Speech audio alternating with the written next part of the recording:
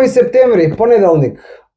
Убав ден, убав датум за почеток на нешто ново. Но, кога е фудбалот во прашање, немаме ништо ново, односно имаме продолжување на оној квалификацијски циклус за пласман на светското првенство 2026. Имаме надпревар, официјален квалификацијски надпревар против Лихтенштеин и 2 дена предходно, 3 дена предходно надпревар пријателски или да се речем подготвителен против Саудиска Арабија во Прага ќе се игра. Сега што правиме ли сега? Токму така, септември излегува месец на фудбалот, тоа се официјални термини на ФИФА, каде што Саудиска Арабија ќе игра против Македонија, една доста влијателна репрезентација во светски рамки, во фудбалски рамки, домаќин и организатор на Мундијалот во 2034 година, прва се игра во Прага, доаѓа Лихтенштеин на Скопска трева, октомври веќе имаме друг циклус од 2 надпревари квалификации, ноември, 18 ноември сето тоа завршува, а некако како никој да не збори за фудбал. Па за фудбал се збори, ама за домашна лига шансите за пласман на македонската фудбалска репрезентација на првото светско првенство историско се уште се тука пред нас. Реално имаме ли шанси да се квалификуваме? Апсолутно имаме реални и објективни шанси. Ти си оптимист по природа, но реално се вака да погледнеш на работите реално. Убаво го отвараш прашањето, доста конструктивно. Не се работи за оптимизам или песимизам, се работи за реалност и морам да го цитирам или парафразирам нашиот селектор Благо Милевски, кој на последната пресконференција непосредно пред неколку денови, односно во пресед новија двата надпревари. Така. Кога го соопшти списокот на новите фудбалери. Да. Самиот селектор истакна дека веќе е веројатно, значи известно, немаме тука некои големи прашалници или неизвестности, дека Македонија ќе игра бараш надпревар за пласман на светското првенство. Тоа доаѓа не од резултатите кои ќе ги постигнеме против Велс и против Белгија во овој нареден период, или против Лихтенштеин, но веќе сме прво пласирани во Лигата на нациите и врз база на тој алгоритам, на тоа поместување на репрезентациите кои ќе обезбедат пласман или бараж преку квалификациите, Македонија преку Лигата на нациите на прагот на бараж. Ајде, после джинглот ќе објасниме малку попрецизно околу ова, какви се навистина реално шансите на Македонија да се пласира на тој толку посакуван Мондијал 2026 во Америка, Мексико и Канада. Помина половина од циклусот квалификацијски за светското првенство 2026. Зборуваме за шансите, зборуваме за реалните шанси, да не се залажуваме, да гледаме онака и фудбалски и навивачки, но и реално со без розови очила. Како е Македонија според тебе? Еве те прашуваат и во приватни пораки, комуницираш со луѓето, си бил на, ова треба да ти биде 10-то светско првенство од кое што би известувал од терен, да речеме, од живо.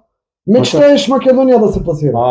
Тоа е еден неостварен сон, лично мој, во целото моје мондијалско CV.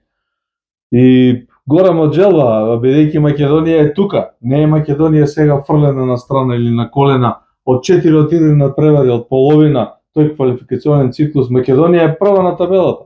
Позади нас и Велс и Белгија, бројките велат дека Белгија има 2 надпревари помалку, ми се чини, има само 2 одиграно, Велс има можеби 1 надпревар помалку, ирелевантно. Меѓутоа тоа е трката. Тоа е фудбалот, тоа е трка, нема состанување. Ајде вака да ми кажеш, Македонија е во тој. Ако добро ме држи сеќавањето од пред почетокот на циклусот, значи од кога добивме нели ждрепката и групата со овие репрезентации Белгија, Лихтенштеин, Казахстан и Велс, не беше многу оптимист, ти зборувам, не беше многу оптимист, ама како се ближеше времето за старт на квалификациите, некако почна да го менуваш ставот. Што се случи? И да потсетиме само дека ние како продукција Скок имавме отворени критики кон Благоја Милевски во оној претходен циклус од Лигата на нации и потоа и отворено застанавме со поддршка и со промена на раководството во ФФМ и оставањето на Милевски за селектор, дека можеби човекот и треба да го истера циклусот што продолжува. Се покажа барем за сега, дека потегот на спортскиот директор на сите наши национални селекции Горан Пандев и на првиот човек на македонскиот фудбал Масар Омарагих во однос на Благој Милевски, односно на укажување на доверба во нов квалификационен циклус, за сега е оправдан. Настрана... Не мислат така, широката фудбалска народна маса, да ја наречам, која што сака гледа фудбал, не мисли така, не се сложува се уште победи, барат, ние имаме 3 бода, бара пласман на првенство. Само да го освежиме сеќавањето. Против Велс победавме во 90-та минута. Од 90 плюс 4 или 90 плюс 5 Велс издрвни на 1:1. Со Белгија одигравме 1:1 во Скопје на еден надпревар каде што Белгија беше, да не речам, спремна да загуби, условно кажано подготвена да загуби. Не и се два нарешени резултата против Белгија и Велс, не треба на тоа да се гледа во заби, го победивме Казахстан, во можеби не толку супериорна игра, Лихтенштеин го пречекуваме, нема сомнение дека во Скопје ќе го победиме исто како Валус. Идејата ми е, тука е трката, тука е борбата, нема откажување. Ние на пресконференцијата слушнаме дека голем дел од нашите репрезентативци, од тие рисови, лавови, не знам, момчиња кои нацијата ги сака, вака или онака, некојаш ги аплодира, друг пат им свирка, тоа е фудбалот. Меѓутоа има надеж, Наташа, има надеж. Ние сме тука во котелот. Мене, например, тоа што ми остави така посебно впечаток од излагањето на Милевски на средбата со новинарите, е дека без разлика на фактите дека голем дел од репрезентативците, голем дел, неколку мена од нив, немаат решено ангажмани. Значи, Милевски вели, Столе Димитриевски може да не брани и 6 месеци, и 8 месеци, и 5 месеци, и не знам колку, кога ќе дојде да игра, да брани за репрезентација. Столе Димитриевски мислиш дека... Само ти мислиш дека е во топ форма. Да, мислиш дека е во топ форма. Не знам зашто ми даде, значи, кажувањето на Милевски, како да му верувам кога кажува дека навистина такво чувство има. Значи, со исклучок на капитенот за сите го кажа тоа, не само за Столе, и за другите. Со исклучок на капитенот Тенис Барди, можеби ќе промашам некој кој не е толку стандарден како него, сите други се условно проблематични во стандардност или во играње. А тие не се нашите најдобри? Добро, изборот е на селекторот, ние веруваме. Не, сакам да речам, тие се тие во кои што ние се крстиме, да речам, во кои веруваме. Значи, тоа е само еден можеби елемент, еден сегмент, еден аргумент кој некако не ни оди во прилог. Не мора да биде решавач.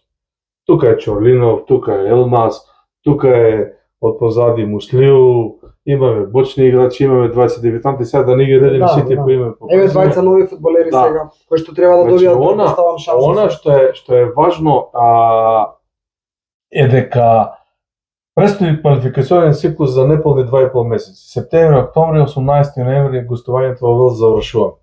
Тоа нема да играме 2 години ние квалификации. Сето тоа многу брзо, релативно ќе оди. Сега во септември се 2 термина, играме пријателски со Саудитска Арабија, бидејќи сме слободни во официјалните квалификации. Во октомври, 10 октомври, играме против Белгија на гости, 13 октомври Казахстан дома и во ноември гостуваме на Велс. Значи шансата е тука. Не треба да се застане. Шансата, ајде вака да кажам, шансата Лихтенштеин ни доаѓа, треба и сакаме да победиме. И имаме тоа што го видовме таму во Варус. Значи Македонија треба, реално ја очекуваме 3 года. И само да те дополнам, имаме веќе месец дена до 10 октомври да се консолидираме, да најдат фудбалерите ангажман, да почнат да играат по клубовите. Еве Чурлинов веќе е на добар пат, не знам, сега вака малку импровизирам, не сакам точно да немам толку податоци, или сето тоа многу брзо се менува, од ден на ден се менува. Не можеш крај до крај, меѓутоа тука сме. Знаеш, пред да го почнеме ова снимање, зборувавме малку на истава тема, зборувавме со некои од нашите колеги, нели со кои што се комуницираме, се споделуваме размена на мислење. Значи сега ми доаѓа да го споделам и со нашите гледачи,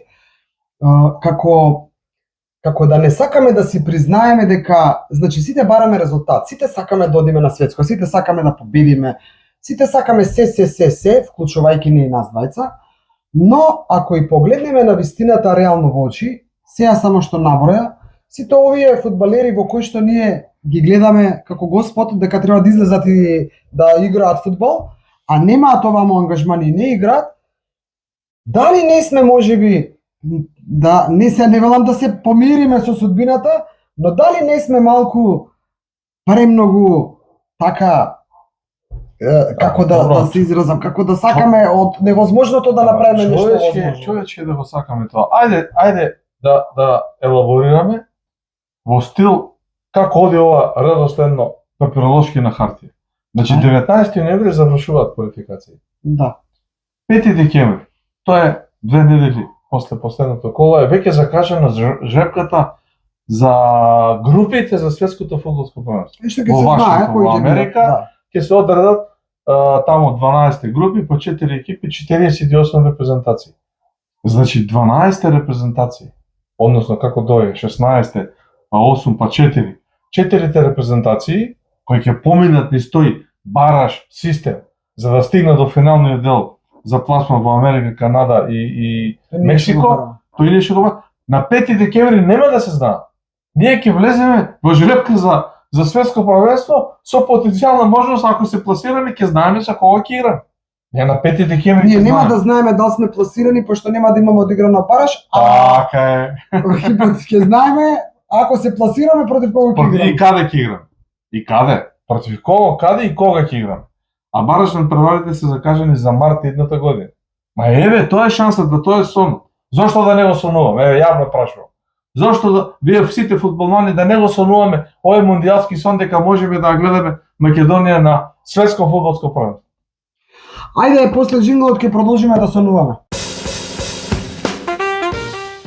Продолжуваме да сонуваме, посакуваме Македонија да се пласира на тоа сите што го сакаме светско првенство, па не знам што после да биде. И првата шанса за да видиме докаде сме, што сме и како сме пред надпреварот со Лихтенштеин е токму во Прага, токму од каде што доаѓа овој сувенир, но за тоа во друга прилика. Значи оваа топка што ја гледате често во нашето студио доаѓа од Прага. Во Прага играме со Саудиска Арабија веќе во четврток, да ги видиме. Побибилевски тука ќе има можност да види какви сме, што сме, со што располагаме овие двајцата нови фудбалери да ги што ги повика. Тука ќе им даде шанса сигурно. Токму така, добар термин на ФИФА, официјален термин, би рекол и добар противник. Саудиска Арабија е 59-та пласирана на официјалната ранглиста на ФИФА, ние сме 62-ри, 3 места позади нив. Една земја која 6 пати играла на светско првенство. Саудиска Арабија. Да, 6 пати учесник на светските фудбалски првенства. На победок е седмото нејзино учество, бидејќи е да не речем се една нога, за ова за 2026 пласирана. И вака да споделам еден убав спомен од моето второ светско првенство 1994 година во Америка, каде што во завршниот дел, тоаш бев на двата брега на Америка, првиот дел на прварите во групите ги следев во Њујорк и Њу Џерси и на тој источен брег. Финалниот дел го следев во Лос Анџелес, каде што се играат тие завршите на превари. И тука Саудиска Арабија како учесник влезе во 16 на финалите, значи ги помина групите 94 година. И хронологијата, историјата на Саудиска Арабија вели дека тоа е нивни најголем успех. 16 на финал. Тогаш како спортски новинари и се сеќавам дека беше Атанас Костовски Таско, нашиот како коментатор на македонската телевизија, бевме поканети во тој закупен хотел од Саудиска Арабија од шеиците и поминавме извореден фудбалски ден со целодневно дружење, интервјуа, сликање, размена на подароци, ручек, заеднички. Да, овој подготвителен. Така да Саудиска Арабија, значи идејата ми беше работела да стигне до тука уште долго одамна, пред 20-30 години. Па подготвувајќи се за оваа емисија ми сподели една информација од која година влезена во ФИФА. 56. Саудиска Арабија влезе на конгресот на ФИФА одржан во Лисабон, Португалија 1956 година. Значи до година слават 70 години како се членки на ФИФА. Тоа само по себе зборува дека е сериозно. Да, види, постојано зборуваме, постојано потенцираме и со вас како гледачи, и ние меѓу себе, и со колегите спортски новинари, и со други фудбалски луѓе од фудбалот, луѓе што сакаат да гледаат фудбал, помалку или повеќе знаат, разбираат, следат, но комуницираме и зборуваме дека овој македонски народ не треба да се откажува пред време, дека ние нашите тие што ни се фудбалери што ги има милевски на располагање немаат свои клубови. Значи еве и кажа и на пресконференцијата Милевски дека секој момент се очекува, да не речам во пресрет на овој надпрва со Лихтенштейн, да си најдат своји места во... Само пример за Столи Димитриевски, требаше да помине во Леванте, значи да остане таму у истиот град, да кажам, Леванте влезе во прва лига, па требаше да премине во друг клуб, па не знам, Елмас се враќа во Наполи, па значи сето тоа се да не зборам сега за сите други. Сите тие фудбалери не треба да бидеме толку некако да кажам резервирани, да бидеме толку неоптимисти или песимисти, не сакам да употребам, но така воздржани дека Македонија, дека далеко е сунце, далеко е Америка за светско првенство. Се може како што играме бараш, ја не знам како не јавноста треба да разбере. Македонија ќе игра бараш, значи ако ќе игра 2 надпревари бараш. Се прават 16 екипи и си играат 2 бараш надпревари, не дома гости, него на елиминација. Треба 2 пати да победиме и доаѓаме меѓу 4 најдобри екипи кои се последно пласирани на мондијал. А така е победивме Италија, па изгубивме од Португалија. Со истиот селектор. Милевски беше селектор. Не. Што да кажам, поентата е дека значи поддршката сме ја дале. Се надеваме дека фудбалериве во најскоро време ќе си ја обезбедат сезоната што престои фудбалска и дека ќе си најдат клубови во кои што ќе можат да играат, да заработуваат, да вадат парче леп што се вика, а со тоа и подобро и да бидат поподготвени да играат за репрезентацијата. Не ни останува друго, едноставно не сакаме да бидеме воздржани, резервирани. Ова раководство на Фудбалската федерација начело со Масал Марагич, Горан Пантев, Агим Ибреми, Илија Најдовски, Ѓорги Христов прави апсолутно многу добри услови внатре во Сојузот за сите овие активности да течат нормално, релаксирано, да не се чувствува никаков притисок. Фудбалерите го имаат најдобриот третман кој го заслужуваат. Значи, предусловите се тука.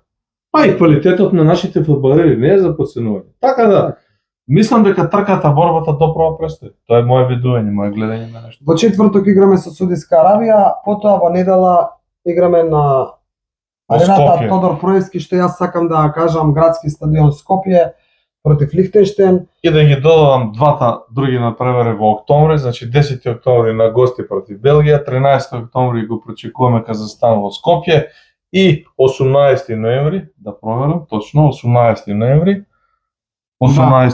вторник, гостуваме на Велс, последно коло каде се решила судбината дека можеме да бидеме први или евентуално втори во нашата група. А зашто да додеме директно на светско првенство? Па да, и тоа може, да. Победиме Белгија во Гент и победиме Велс во Кардиф. Топката е тркалезна, ние секогаш кажуваме, топката е тркалезна, каде ќе се сврти, кој знае, никој не знае. Шансите се тука, вербата треба да ја имаме и еве ако веќе се одјавуваме, сакам да споделам, нормално нема да споменам име на колегата со кој што зборував пред да биде оваа емисија, дека искрено бил воздржан кога доаѓаше ова ново раководство во просториите на ФФМ за да го води фудбалот, вклучително и репрезентацијата, но дека како поминува времето, се повеќе и повеќе почнува да има верба во овие луѓе што работат, да имаме верба и ние сите. И тоа е човечки. Да имаме верба и ние сите. И ајде да видиме, да одиме чекор по чекор, да не правиме големи скокови, да одиме да видиме како ќе поминеме со Саудиска Арабија, со што има Боби Милевски на располагање да се прикаже. Па една победа против Лихтенштейн на градски. Да не ја подгрее тавката. Тоа е. Остануваме со мондијалскиот сон. Да, остануваме така е, баш така. Остануваме да сонуваме мондијалски сон се до последно, што се вика. Вие бидете со нас доколку ви се допаѓаме, лайк и сабскрајб. За скоро во некоја следна емисија и се мислам повторно на фудбалска тема. До скоро.